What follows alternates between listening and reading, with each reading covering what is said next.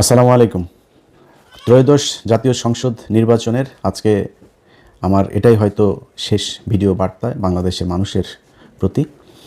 এই ভিডিওতে যে কথাগুলো বলবো এই কথাগুলো শোনার পরে যদি আপনার সিদ্ধান্ত নিতে ভুল হয় বা সিদ্ধান্ত নিতে আপনি এরপরেও সমস্যা হয়, তাহলে বুঝতে হবে এটা আপনার সমস্যা, আমার সমস্যা না। আমি খুব ঠান্ডা মাথায়, খুব সহনশীল এবং একদম কোনো পক্ষপাত তুষ্ট না হয়ে কিছু কথা বলবো। কথাগুলো বিএনপি, আওয়ামী লীগ, জামাত, হিন্দু, মুসলমান সবার কাছে অনুরোধ থাকলো শোনার। দেখেন, আমাদের দেশের যে রাজনীতি, আজকে আওয়ামী লীগকে দিয়ে শুরু করি।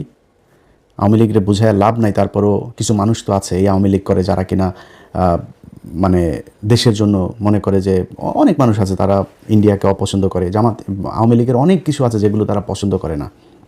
ইভেন এই দেলোয়ার হোসেন সাঈদীর ঘটনায় অনেক ছাত্রলীগের রানিং সভাপতি পদ ছেড়ে দল থেকে চলে গিয়েছে। ইসলামের প্রতি তাদের প্রচণ্ড ভালোবাসা আছে, মুসলমানদের প্রতি ভালোবাসা আছে, তারা ভারতকে ঘৃণা করে। আমাদের সাথে তাদের সমস্যা নাই তো। আমি ভিডিওতে বলছি, আমি টঙ্গী কলেজের ছাত্রলীগের সভাপতি কাজী মঞ্জু, টঙ্গী পৌরসভার ছাত্রলীগের সভাপতি কানন, জিজ্ঞেস করেন, খোঁজ নিয়েন, আমার সবচেয়ে ঘনিষ্ঠ মানুষ ছিল তারা টঙ্গীতে, সবচেয়ে ঘনিষ্ঠ মানুষ। এখনও যদি নাকি আমি জানি না যে এরা কোথায়, কে কোথায় আছে, যদি তাদের দরকার হয় আমি আমার বাসায় যদি রাখার জন্য, তাদের নিরাপত্তার জন্য যদি দরকার হয় আমি আমার বাসা ছেড়ে দেবো। আমি যেইভাবে থাকছে, মানে সম্পর্কটা এইরকম। কারণ আমি দেশ থেকে যখন এসেছি তখন পর্যন্ত এই দেশের রাজনীতিটা এই পর্যায়ে পৌঁছায় নাই। শিবির করলেই কাউকে গলা কেটে মানে ক্রস ফায়ার দিয়ে মেরে ফেলতে হবে, এই অবস্থায় হয় নাই। ভারতের মোদির জন্য আমার দেশের মুসলমানদেরকে গুলি করে মারতে হবে, এই অবস্থা তখনও শুরু হয় নাই।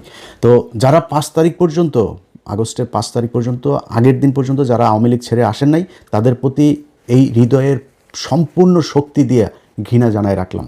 বাট যেটা বললাম আর কি, যে আওয়ামী লীগের সাথে তো আমাদেরও সম্পর্ক ছিল, তাদের অনেক মানুষ আছে ভারত বিরোধী, তাদের প্রতি আমাদের কোনো ঘৃণা নেই। কিন্তু ভাই, একটা জিনিস বলি, আজকে এই আদালতের বারান্দায় আপনারা আটক হচ্ছেন, মাঝে মধ্যে দেখি চোরাগুপ্তা মিছিল করছেন, তারপরে মাঝখানে আবার একটু ভাঙচুরও শুরু করেছিলেন। এখনও বিভিন্ন জায়গায় আপনারা নানান শেপে, নানান পরিচয়ে আপনারা রাস্তায় নামতে চান, বিদেশে আপনাদের যারা আছে তাদের কথাবার্তা শুনে।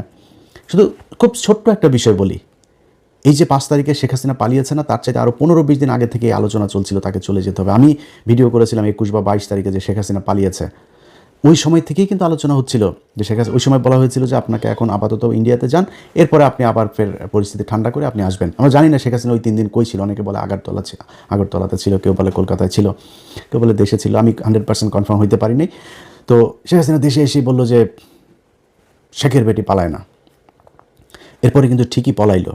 আপনি পিছনেরটা বাদ দেন, 5 তারিখে পলানোর এটা তো আমরা সবাই এখন জানছি যে এটা 2 তারিখ 3 তারিখ থেকেই এই আলোচনা, 3 বাহিনীর প্রধান দফায় দফায় আলোচনা চলছে, হাসিনা চলে যাবে।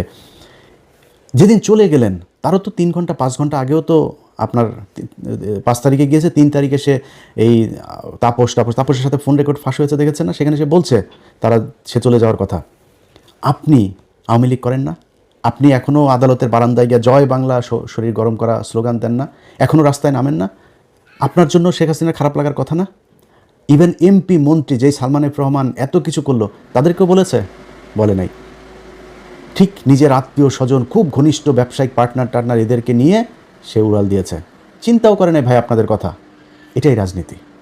আপনি যে যত কথা বলেন, আজকে যারা ছাত্রদল, যুবদল, বিএনপি, অনেকেই এখন আবার ফের নতুন করে বিশাল দল করেন। আমরা লক্ষ লক্ষ মানুষ দেখছি বিভিন্ন জায়গায় যাচ্ছেন মিছিল টিছিলের নেতাদের দেখার জন্য। ভাই, আপনারা যারা জেল খেটেছেন, আপনার পাশে যে মিছিল করে এখানেই 2-4 জন পেয়ে যাবেন। বিএনপির অসংখ্য মানুষ অনেক কষ্ট সহ্য করেছে। তারা এই জেলখানায় যখন গিয়েছে, তখন জেলখানায় যাওয়ার পরে সারাদিন বিভিন্ন কোর্ট থেকে জেলে যায়, যাওয়ার পরে ওইখানে এই কারা কর্তৃপক্ষের একজন এসে তারপরে বলে যে জামাত শিবিরের কে কে আছেন হাত তোলেন। আমার এই বর্ণনা একজন এক শিবিরের এক ছেলে দিচ্ছে, পরে ভাই আমি মনে করছি কি আমাদের এবার নিয়ে বোধহয় মেরে টেরে ফেলবে, আমাদের আলাদা করছে কেন? আলাদা করে নিয়ে যায়, 2টা লুঙ্গি দিয়েছে, একটা গামছা, এক জোড়া স্যান্ডেল, তারপরে শুকনা খাবার। এটা জামাতের শিবিরে যারা ধরা পড়েছে তাদের জন্য। আমি অনেক মানুষকে চিনি ভাই, আপনার পরিবার ধ্বংস হয়ে গিয়েছে, ব্যবসা ধ্বংস হয়ে গিয়েছে এই বিএনপির যেই নেতার জন্য আপনি মিছিলে গিয়ে তারপরে আটক হয়েছেন, সেই নেতা আপনার খবরও নেয় নেই। এটাই রাজনীতি। এই যে 21 টেলিভিশনের চেয়ারম্যান 2 বছর জেল খেটেছে, বিএনপি খবরও নেয় নাই। কনক সারোয়ার 9 মাস জেল খেটেছে, কনক সারোয়ারের বোন জেল খেটেছে। আমরা সেই একই ঘটনায় আমরা পালিয়েছি তারেক রহমানের বক্তব্য চালানোর জন্য, বিএনপি আমাদের খোঁজ নেয় নেই। টাকা পয়সা তো পরের কথা, খোঁজও নেয় নেই। এই আজকে ইলিয়াস হোসেন আজকে জায়গায় এখানে এসে বসলাম, অনেক মানুষ বলেছেন না আমাদেরকে বিএনপি টাকা দেয়, তারেক রহমান টাকা দেয় বলেছেন না, আজকে এই জায়গায় এসে বললাম 4 আনা পয়সার কোনো দিন যদি নাকি বলতে পারে যে জামাত ইসলাম বা বিএনপি থেকে আমাদের কোনো দিন দিয়েছে, বলেন এটা ফাঁস করতে। ধরেন জামাত, তো এখন তো আমি জামাতের পক্ষে বলতে, জামাত বলবে না মনে করেন, বিএনপিরে বলেন একটা ফাঁস করতে যে আমার একটা টাকা দিয়েছে। আজকে পর্যন্ত কোনো দিন শুনেছেন তারেক রহমানকে নিয়ে কোনো বাজে কথা বলেছে, খালেদা জিয়াকে নিয়ে কোনো বাজে কথা বলেছে, জিয়াউর রহমানকে নিয়ে বাজে কথা? এখন তো তাও একটু সমালোচনা করি খুব ভদ্রভাবে। গেল 5 তারিখের আগ পর্যন্ত 6 বছর বিএনপির তো ক্ষমতা ছিল না, কিছুই ছিল না। বিএনপি জীবনে কোনোদিন আবার ক্ষমতায় আসতে পারবে এটা অনিশ্চিত একটা ভবিষ্যতের মধ্যে ছিল। তখন বলতে পারতাম না? বলেছে নাকি কোনো দিন? যারা বলেছে তারেক রহমানকে চেনেই না, লন্ডনে কি যেন একজন আছে এরকম বলেছে যারা, তাদের সাথে এখন তারেক রহমান ডেকে নিয়ে তারপরে জড়ায় ধরে কোলাকুলি করে, সেগুলো আমরা ফেসবুকে ছবিও দেখি। এটার নামই রাজনীতি।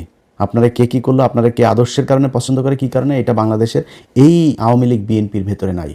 অনেক বিএনপির লোকজনকে চিনি, যারা এই দিন এক এমপিকে দেখছিলাম, তার প্রতিদ্বন্দ্বী জামাতের প্রার্থীর সাথে দেখা হয়েছে, সে বলছে যে ভাই জেলখানায় আপনি আমার ছাড়া কোনো দিন বাসা থেকে খাবার গেলে এই কারণে জেলখানায় অনেক মহব্বত করেছেন আমাকে। এটা হয়েছে, এটাই বাংলাদেশে এই জামাত ইসলাম করেছে। আজকে মানুষের চোখের সামনে 2টা রাস্তা একদম স্পষ্ট হয়ে গিয়েছে। সকালে একটা লাইভ করেছিলাম আপনাদের বাংলাদেশ সময় রাতে, লাইভটা করার পরে সেই ভিডিওটা নানান ধরনের কৌশল করে, ভিডিও চলাকালীন কপি রাইট ম্যানেজারে উঠে নানানভাবে তারা সেটা সরানো হয়েছে। সেই আওয়ামী লীগ যা যা করেছে বিএনপি তাই করছে। জামাত এই আওয়ামী লীগ যেমন সিআরআই করেছিল, তাদের এখন মহাখালী ডিওএইচএসে এক বিরাট বিলাসবহুল এক ভবন তারা ভাড়া নিয়েছে। সেটা নিয়ে সেখানে হাওয়া ভবনের মানে নতুন যে ভার্সন, সেই ভার্সন তারা সেই ভবনে শুরু করেছে। এখানে কিছু লন্ডন থেকে যাওয়া কিছু ধান্দাবাজ চান্দাবাজ এগুলো সব একসাথে হয়ে তারা সোশ্যাল মিডিয়াতে প্রতিদিন হাজার হাজার ডলার খরচ করছে তাদের পক্ষে কাজ করানোর জন্য। কাজ হচ্ছে না, আমার ভিডিও সরাই দিয়েছেন। ভাই এগুলিতে আওয়ামী লীগ করতো, আপনি করেন কেন? আপনার নিয়ে এত বাজে কথা তো বললেন, যেটা সত্যি সেগুলি বলেছে। আপনার যদি নাকি কাউন্টার কোনো ন্যারেটিভ থাকে আপনি প্রকাশ করেন, আপনি বলেন আপনার লোকজন। আপনার তো লোকের অভাব নাই, আপনার বহু আমাদের মতো অধম ইউটিউবার, আমরা তো ভাই ছোটোখাটো মানুষ, আপনাদের বহু বড় বড় মানুষ আছে, তাদের দিয়ে বলান, সমস্যা কোথায়? এগুলো করছে, ঘোষণা দিয়েছে এই বিএনপির তথ্য বিষয়ক আপনার সম্পাদক, ঘোষণা দিয়ে আমার ফেসবুক যাওয়ার পরে ঘোষণা দিয়ে বলেছে সে করেছে এটা, অর্থাৎ বিএনপি করেছে। সেই বিএনপি আমাদেরকে যদি ব্যক্তিগতভাবে আরও অনেক কিছু করতো কোনো সমস্যা ছিল না। গেল 1.5 বছরে যে আওয়ামী লীগ ইন্ডিয়ার জন্য আমি নিজের পরিবার, আর্থিকভাবে, সামাজিকভাবে, মানসিকভাবে সব দিক থেকে, এই যে আজকে দেখেন না, এই যে মাথার মধ্যে দেখেন না চুলটুল পাতলা হয়ে গিয়েছে, এটা এই আওয়ামী লীগের কারণে। বহুত কষ্ট সহ্য করেছে, দাড়ি চুলটুল 5 বছরের মধ্যে বুড়া হয়ে গেছে একদম। এটা এই আওয়ামী লীগের কারণে, ইন্ডিয়ার কারণে। সেই আওয়ামী লীগ সেই ইন্ডিয়াকে নিয়ে আপনারা মিটিং করেন, মিছিল করেন, প্রকাশ্যে ঘোষণা দিয়ে আপনারা বলেন তারা আপনাদের ভাই, তাদের মামলা থাকবে না। মির্জা ফখরুল মামলায় তো আপনি করেন নাই, মামলাগুলি তো আপনার এই জুলাইয়ের আপনার বাড়ির কেউ লোক মারা যায় না। আপনি বলেছেন আপনি ছাত্রদের সাথে এই আন্দোলনে নাই, এটা আওয়ামী লীগ আপনাকে দিয়ে বলিয়েছে। আপনার ভাই আওয়ামী লীগের সাথে ব্যবসা করেছে, আপনি ব্যবসা করেছেন, আপনি ভাতা নিয়েছেন, আপনার মেয়েকে অস্ট্রেলিয়াতে রেখেছেন, ঘর জামাইটাকে অস্ট্রেলিয়া রেখেছেন, সেখানে প্রতি মাসে মাসে ডলার পাঠাইতেন। আপনার তো সমস্যা নেই, আপনি কে যে এটা বলার? একটা মামলাও রাখবো না। আওয়ামী লীগকে আপনারা একদম মাঠে নামিয়ে এনেছেন, এবার জনগণের সাথে মারামারি করবেন। কালকে মারামারি করতে যায়েন, তারপরে বুঝবেন খেলাটা কাকে বলে। তো এই যে আওয়ামী লীগের যে লোকগুলো এখন আপনারা করছেন, দাপাদাপি করছেন, আপনার যেই আপার জন্য করেছেন এখনও করছেন, অনেকে আদালতের বারান্দায় দাঁড়ায় জয় বাংলা স্লোগান দিচ্ছেন, আপনার আপা কিন্তু আপনাদেরকে নিয়ে যায় নাই। এই যে আজকে বিএনপির পিছনে যারা ঘুরেন, এদের একজনের বলেন যে মির্জা ফখরুলের আসনে সামনের বছর আমি ইলেকশন করতে চাই। মির্জা ফখরুলের এটা শেষ ইলেকশন। মির্জা ফখরুলের ভাই আছে একটা বিশাল চান্দাবাজ ফয়সাল, বললেন তো আপনি এখন যে ভাই সামনের বার কিন্তু আমি মনোনয়ন নিব, ফয়সাল আপনার বাসায় কিনা দেখেন তো, 2 দিন পরে দেখবেন গাড়ির অ্যাক্সিডেন্ট করে মারা গেছেন। এটার নামই রাজনীতি। আজকে ডক্টর শফিকুর রহমানকে প্রশ্ন করা হয়, আল জাজিরার ইন্টারভিউটা খালি দেখলাম, খালি ঘুরায় পেঁচায় আপনার ইন্ডিয়ান মালটা ওনারা প্রশ্ন করছে, মেয়ে আপনার কোনো নারী জামাত ইসলামের প্রধান হইতে পারবে কিনা। ভাই নারী জামাত ইসলামের প্রধান হইতে পারবে না, উপরে যিনি আসছেন তার চাইতে বড় হেকিম আমি না। উনি আমারে বলছেন যেটা, এটার বাইরে আমরা যাইতে পারবো না।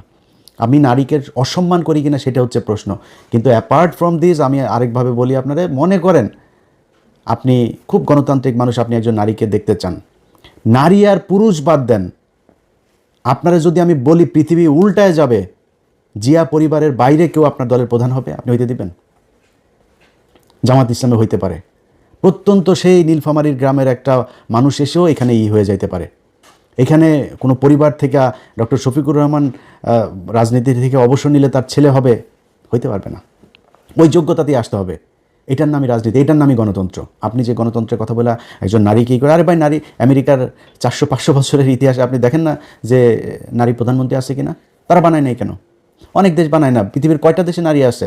একজন নারীর মানে সামাজিকভাবেই শারীরিকভাবেই তার অনেক বাধ্যবাধকতা আছে, তো সে যায় না ওই জায়গা পর্যন্ত। আপনি যদি এমন বলেন যে না আমারে দিতে হবে, আমি সমানাধিকার, ভাই সমানাধিকার নিলে সব জায়গায় নেন। বাসের মধ্যে আবার লেখা থাকে কেন যে সংরক্ষিত আসন? সংসদের ভেতরে লেখা থাকে কেন সংরক্ষিত আসন? কেন আপনি সংরক্ষিত আসন লাগবেন? 300 আসনে আপনি ফাইট করেন, আপনার দলে কই ফাইট করে না কেন?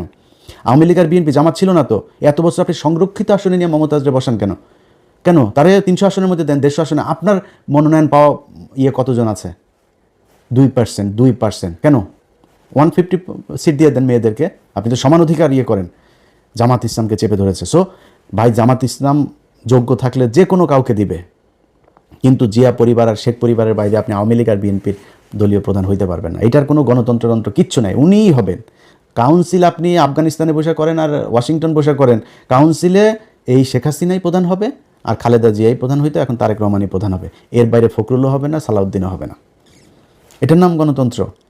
এইভাবে এই দেশ চলেছে, মানুষ এইভাবে চলতে চায় না। আপনি আমার ভিডিও বন্ধ করে দিয়ে তারপরে মানুষকে যেটা বুঝাইতে চাচ্ছেন সেটা যে মানুষ বুঝে নাই, বুঝবে না, এটা লঞ্চঘাট, রেল লাইন, বাস স্ট্যান্ড যেখানে যেখানে আছে ওইখানে যায় যায় খোঁজ নেন। মানুষ যে যাচ্ছে মানুষের চোখের দিকে তাকে। আজকে একটু আগে এক এমপি ক্যান্ডিডেটের সাথে কথা হচ্ছিল ঢাকার, তো ওনার কথাবার্তা শুনে উনি আবার খুব বড় একজনের করছেন, হেভিওয়েট জামাতের এক প্রার্থীর আপনার প্রতিদ্বন্দ্বিতা করছেন, তো শুকাই গেছে একদম কথা। যেমনি আমার সাথে কথা বলে ওইভাবে কথা বলে না আজকে। খুব মনে হইলো যেন একদম নীরব, মানসিকভাবে ভেঙে পড়েছে এরকম। রাস্তাঘাটে গেলে তো ভাই একজনের সাথে ভোট চাইলেই বোঝা যায় সে কি দাড়িপাল্লাই দিবে না ধানের শীষে দিবে, কারে দিবে বুঝে না। এটা ওনারা রাস্তাঘাটে দেখে না। এই যে বাসে ওঠা, ট্রেনে ওঠা লোকগুলির কি এখানে কি এমপি সাহেব করেছে, লোক দিয়েছে যে তোমরা যাও মিছিল করতে করতে? পুরো ট্রেনের ছাদের সবাই দাড়িপাল্লার মিছিল করে, পুরো লঞ্চের ছাদের সবাই দাড়িপাল্লার মিছিল করে। আপনার লোক নাই? ওই আপনার লোক নাই, তাই আপনার কেউ মিছিল করার লোক নাই। এটাই হচ্ছে রাজনীতি। এই মানুষ এটা বুঝতে শিখেছে যে এই দেশে এই রাজনৈতিক দলগুলো 54 বছর শুধু আমাদেরকে চুষে খেয়েছে, এদেরকে দিয়ে আমার এই দেশের কোনো উন্নতি হবে না। যারা এখনও বুঝতে পারেনি তাদেরকে একটু কথা বলি, ভাই আপনাদের এই যে আজকে যেই অবস্থায় এসে আমি সরাসরি দাঁড়িপাল্লার পক্ষে ভোট চাচ্ছি, এটার জন্য অনেক নিজের সাথে নিজে অনেক দিন ধরে যুদ্ধ করছে যে কী করা উচিত। ব্যক্তিগতভাবে হ্যাঁ, যদি বিএনপির পক্ষে করতাম তাইলে হয়তো বিএনপি যদি ক্ষমতায় আসতো তাহলে একটু মোটামুটি থাকতে পারতাম, কিন্তু দিনের পর দিন তাদের যে আচার আচরণ, কথাবার্তা, শেখ মুজিবের প্রতি প্রীতি, সেই 5 তারিখের পর থেকে তারা এগুলো করছে। এই যে কাজগুলো যে হচ্ছে এগুলো আমাদেরকে ধাক্কাইতে ধাক্কাইতে বিএনপির বাইরে নিয়ে এসেছে। আমরা তো বিএনপির বাইরে যাইতে চাইনি ভাই। তারেক রহমানের প্রতি এখনও যথেষ্ট সম্মান আছে, শ্রদ্ধা আছে, তারা নিয়ে কোনো বাজে কথা বলি নাই, বলবো না, বলতে চাইও না। কিন্তু এই দলের প্রধান হিসাবে ওনার তো এগুলোর দায় নিতে হবে। যা হয়েছে এখনও পর্যন্ত, যা হচ্ছে, কালকেও আপনি হুমকি দিচ্ছে বাড়ি ঘর দুয়ার সব পোড়ায় দিবে, এই করবে, এগুলো তো ভাই আওয়ামী লীগের বক্তব্য। আপনি কেন সেগুলো বলেন? যাই হোক, তারা তাদেরটা বলবে। আপনারা বাংলাদেশে মানুষ যারা আছেন তাদেরকে বলি, ভাই আমি জামাত ইসলামের কেউ না। জামাত ইসলাম আমি কোনো কথা বললে শুনবে কি না এটাও আমি জানি না। জামাত ইসলামের আমি কোনো বড় পদও চাই না, কোনো সুবিধাও চাই না। জামাত ইসলামের কথা যতটুকু বলি, আমার নিজের যেহেতু কোনো দল নাই, আমি বাংলাদেশে দুইটা দলের মধ্যে কম্পেয়ার করেছি যে কাদের হাতেই বাংলাদেশটা নিরাপদ থাকবে। আমার মনে হয়েছে যে জামাত ইসলামের কাছে এটা নিরাপদ থাকবে।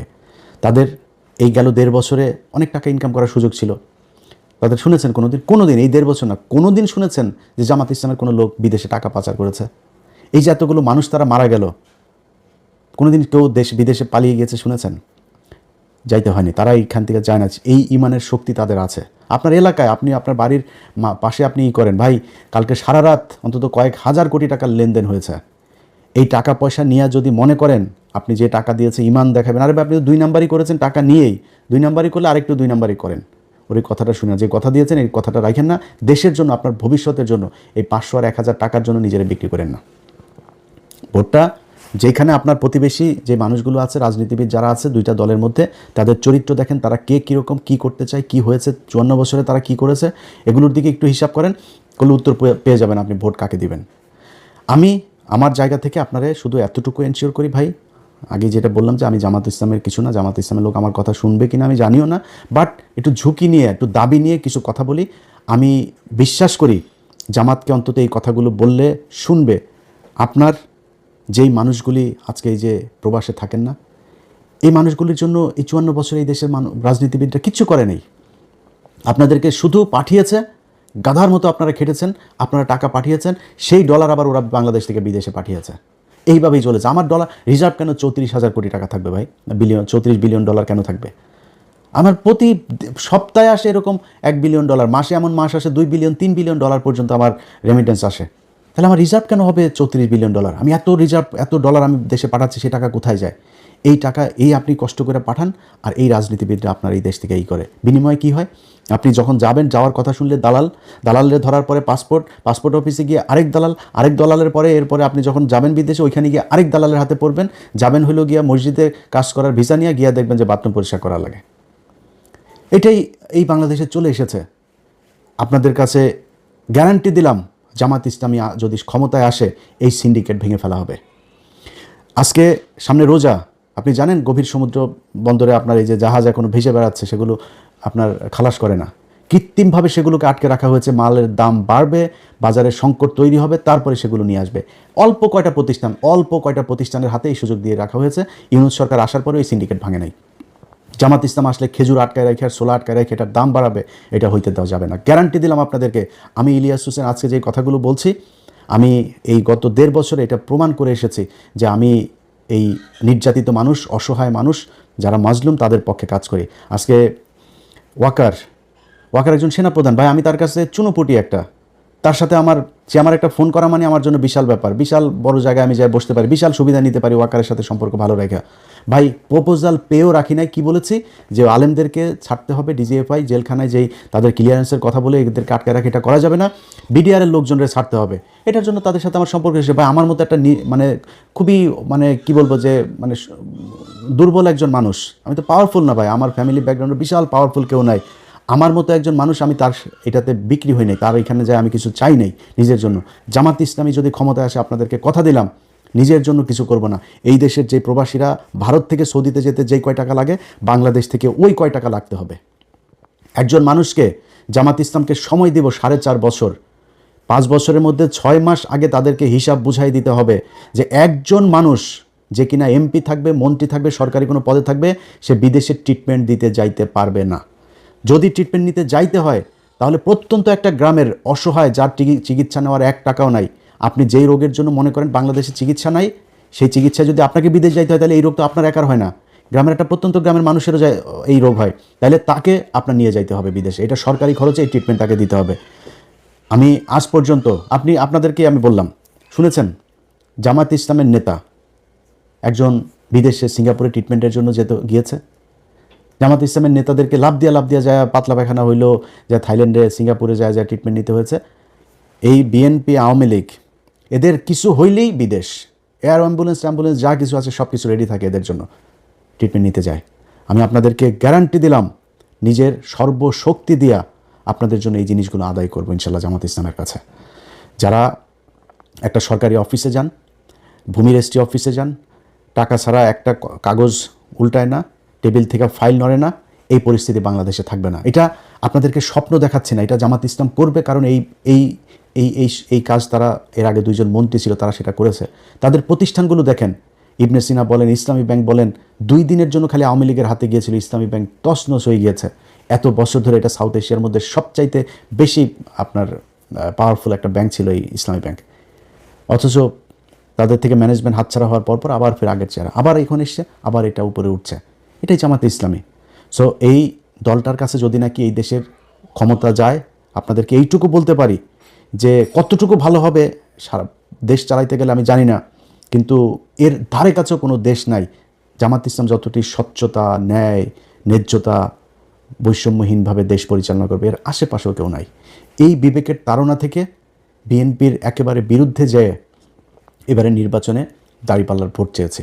আপনার নিজের প্রয়োজনে, আপনার দেশের প্রতি যে দায়িত্ববোধ, ভালোবাসা, আপনার নিজের পাওয়ার জন্য, আপনি যেই বাজারের দোকান আছে আপনাকে চাঁদা দিতে হয় না, আপনি রাস্তায় একটা বাস চলে আপনাকে চাঁদা দিতে হয় না, একটা লেগুনা চালান, টেম্পো চালান, সিএনজি চালান, চাঁদা দিতে হয় না, ফুটপাতে একটা দোকান আছে, দিন শেষে 300-500 টাকা ইটি করে তারপরে সারাদিন ধুলা বালু এগুলোতে দাঁড়ায় থেকে করেন, সেখান থেকেও 100 টাকা দিয়ে দিতে হয়।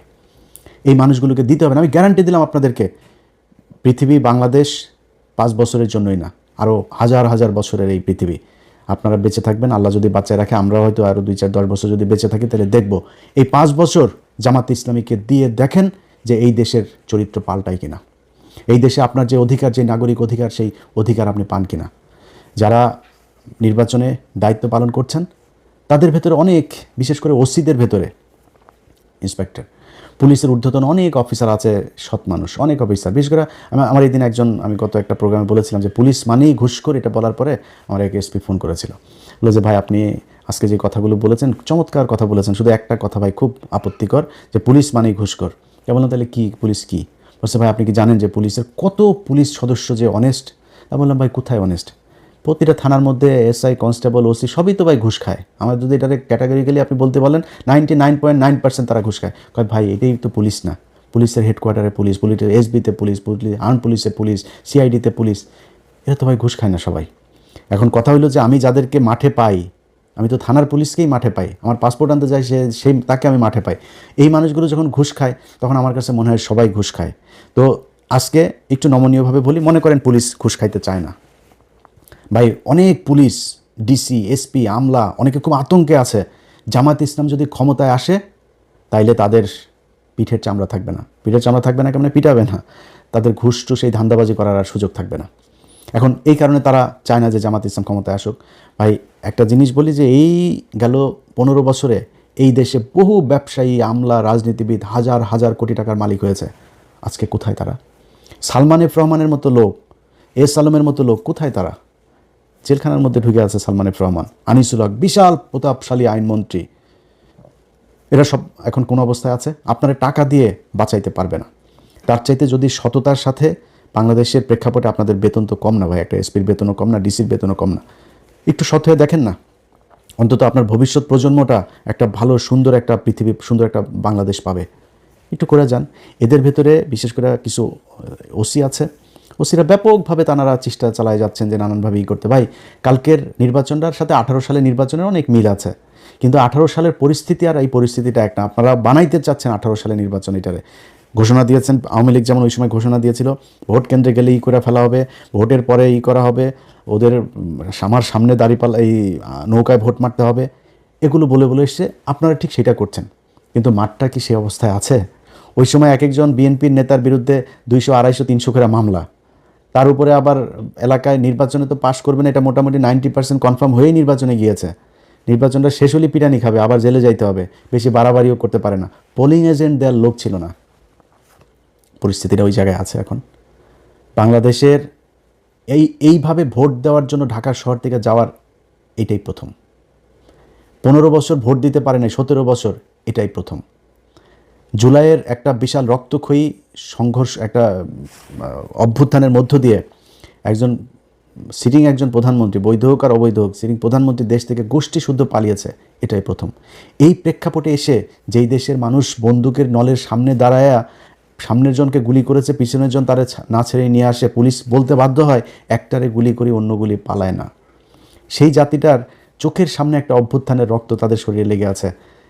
এদেরকে আপনি ভয় দেখায় ভোট কেন্দ্র থেকে বের করে দিবেন? জামাত ইসলামের লোকজনের সাথে সারা বাংলাদেশের মানুষ কেন্দ্রে আপনাদের বিরুদ্ধে দাঁড়াবে যদি কোনো উল্টাপাল্টা যেগুলো বলেছেন এগুলো করার চেষ্টা করেন। আর পুলিশ প্রশাসন চোখের সামনে আপনার করবে। বাংলাদেশের প্রতিটা মানুষের কাছে অনুরোধ থাকবে, বিশেষ করে জামাত ইসলামের যারা ক্যান্ডিডেটরা আছেন তাদের কাছে অনুরোধ থাকবে, আপনারা মাওলানা হালিম বা জামাত ইসলামের কেন্দ্রীয় যেখানে আপনাদের যাদের সাথে কথা বলেন তাদের মাধ্যমে আমার নাম্বার নিয়েন, তারপরে আপনাদের সেন্ট্রাল যে সেল থাকবে সেই সেলে আপনারা যেখানে যখন যেটা ঘটবে সাথে সাথে পাঠিয়ে দিবেন। এই দেশের কোনো গণমাধ্যম যদি আপনাদের এগুলো প্রচার না করে, আমার চ্যানেল আছে, আমার 2টা চ্যানেল, আমার ফেসবুক পেজ আছে 4-5টা, এগুলো সব আপনাদের জন্য উন্মুক্ত। কালকে যেখানে যেটা পাবেন নিজের ফেসবুক থেকে দিয়ে দিবেন। কোনো জায়গায় একজন সাধারণ ভোটার হিসেবে আপনারা হাজার হাজার ভোটার কালকে লাইন ধরে মাঠে থাকবেন। কোথাও কোনো অপ্রীতিকর ঘটনা দেখলে আপনারা সেখানে দাঁড়ায় যাবেন। এই ভোট, এটা আপনার অধিকার, এই অধিকার প্রতিষ্ঠা করার দায়িত্ব আপনার। আপনি যে সুযোগ পেয়েছেন এই সুযোগ বাংলাদেশে বারবার আসবে না।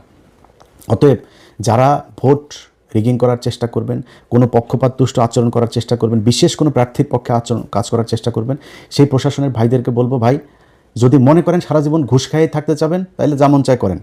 আর যদি মনে করেন যে না, আমার সন্তানের পেটে আমি যদি নাকি আমার ট্রিটমেন্টের দরকার হয় আমার সরকার ট্রিটমেন্ট দিবে, আপনি যদি সুন্দর একটা দেশই করেন, আপনি টেনশন করেন কেন যে আমার বড় শেষ বয়সে গিয়ে কি হবে, টাকা পয়সা না রেখে যায়, এই টেনশন আপনি করেন কেন?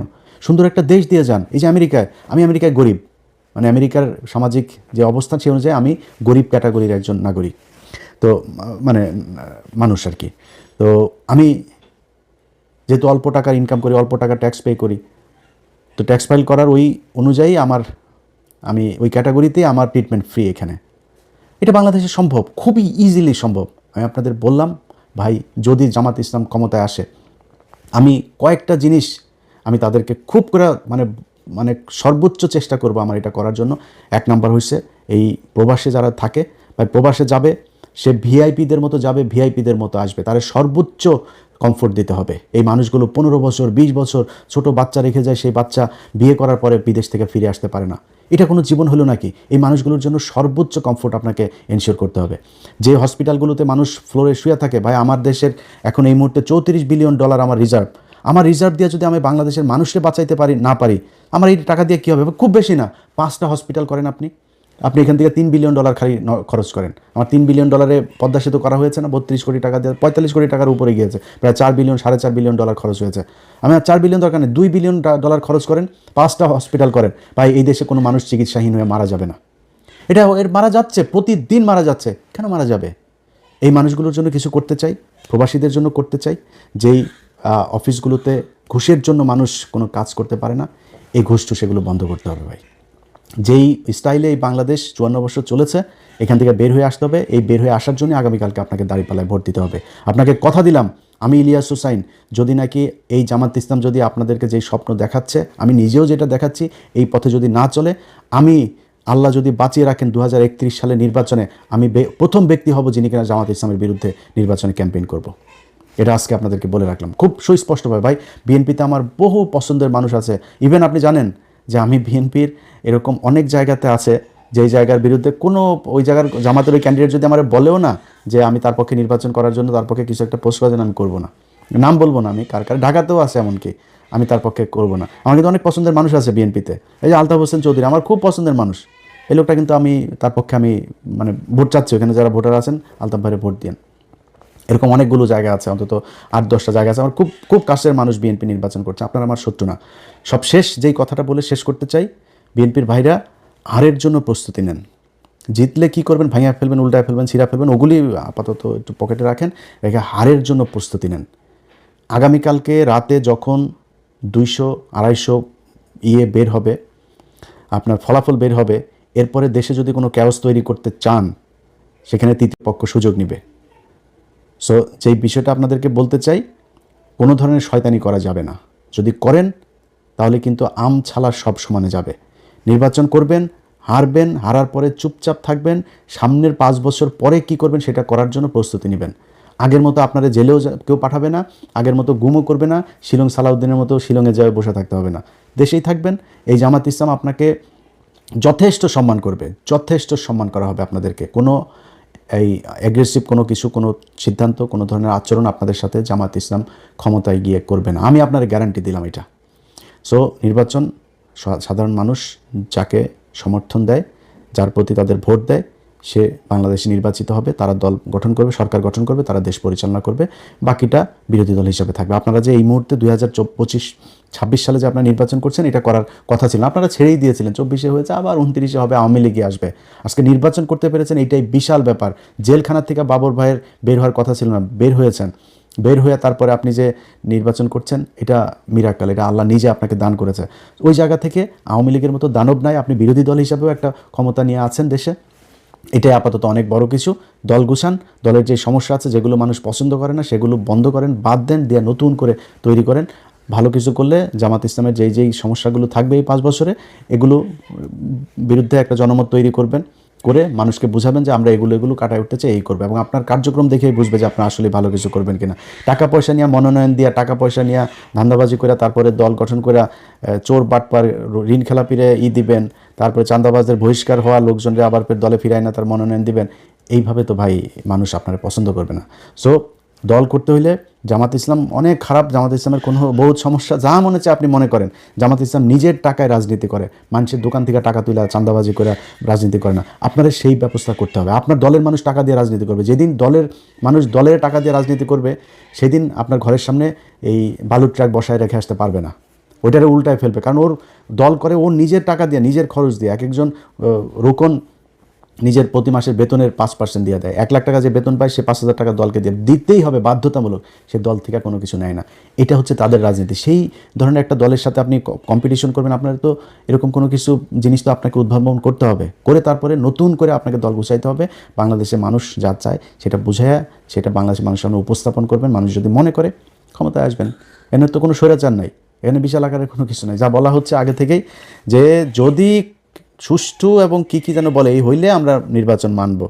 আগের থেকে হারলে কি বলবে, এটার মোটামুটি একটা দিয়ে দিল যে হেরেই তারপরে বলবে যে নির্বাচন সুষ্ঠু হয়নি, হয়নি। ওইটা বলেন। এই দেশে কোনোদিন বিরোধী দলে গিয়ে কেউ নির্বাচন মানে নাই, কারচুপি ছাড়া বলে না। আপনারা ওইটাই বলেন, সমস্যা নাই, কিন্তু বেশি বাড়াবাড়ি করা যাবে না। যদি বাড়াবাড়ি করেন, আওয়ামী লীগ আছে, ডিজিএফের একটা গ্রুপ আছে, তারা কিন্তু ঝামেলা বাঁধাবে। এটা আজকে বলে রাখলাম। চুপচাপ থেকে সুন্দরভাবে একটা মানে সুষ্ঠু পরিবেশে নির্বাচন হবে। নির্বাচন শেষে দল গঠন করে সরকার গঠন করবে, যে কোনো একটা দল তারাই করবে। আবারও সবশেষ আপনাদের কাছে আপনার নিজের বিবেকের কাছে প্রশ্ন রেখে গেলাম। 2টা দল নির্বাচনে এবার প্রতিদ্বন্দ্বিতা করছে। যেই দলটারে আপনার মনে হয়, আপনার বাড়ির পাশের যেই মানুষটা দেখে দুইজনকে এক জায়গায় দাঁড় করাবেন, চিন্তা করবেন কোন মানুষটাকে আপনার ভোট দেওয়া উচিত, তাকেই দিন। আমার কথা শোনার দরকার নেই। আল্লাহ হাফেজ।